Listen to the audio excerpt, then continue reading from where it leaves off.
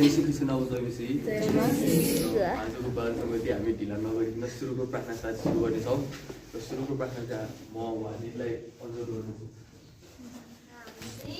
आजको सङ्गति सुरु गर्नेछौँ है। सबैले आँचीमा गएर घुँडा टेकेर अनि हामी प्रार्थना गर्नेछ है। ज्ञानी भएर कोही पनि चल्ने होइन है। हजुर हजुर हजुर प्रभु तपाईँलाई धन्यवाद, फेरि तपाईँले सुन्दर समय हामीलाई दिनुभएको छ।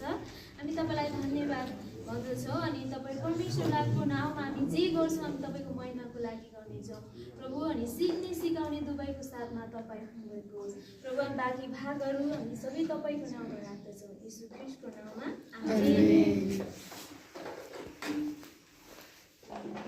सुरुको प्रार्थना गरिसक्यौँ। अब हामी आफ्नो स्टाइलमा खडा हुनेछौँ अनि एक्सन सङ गर्नेछौँ।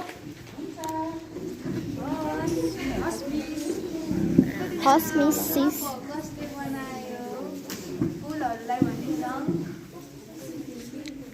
ल हामी सबैजना सुरु गर्नेछौँ। मेरो मुछपछि गर्नु होला। 1 2 3 गो। कसले बनायो फुलहरूलाई फुलहरूलाई फुलहरूलाई कसले बनायो माछाहरूलाई माछाहरूलाई माछाहरूलाई कसले बनायो मानिसहरूलाई मानिसहरूलाई मानिसहरूलाई कसले बनायो सब थोकलाई ईश्वरले सृजेका।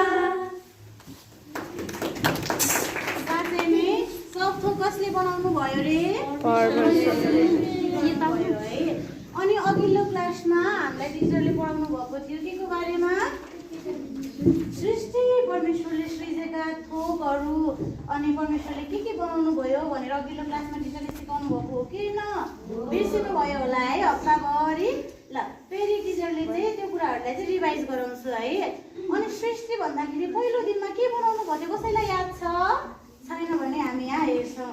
पहिलो दिनमा परमेश्वरले दिन र रात उज्यालो र अँध्यारो बनाउनु भयो। हेर्नुहोस् है पछाडि पनि। ओके। अनि त्यसरी दोस्रो दिनमा के रहेछ? हो यही हो। दोस्रो दिनमा पानीमाथि आकाश बनाउनु भयो। अनि तेस्रो दिनमा के होला कसैलाई थाहा छ? के रहेछ? बोट बिरुवा, सागपात, गिडागुडी, रुखहरू हामी बाहिर पनि हेर्न सक्छौँ। कति रुखहरू छ हो कि होइन? अब चौथो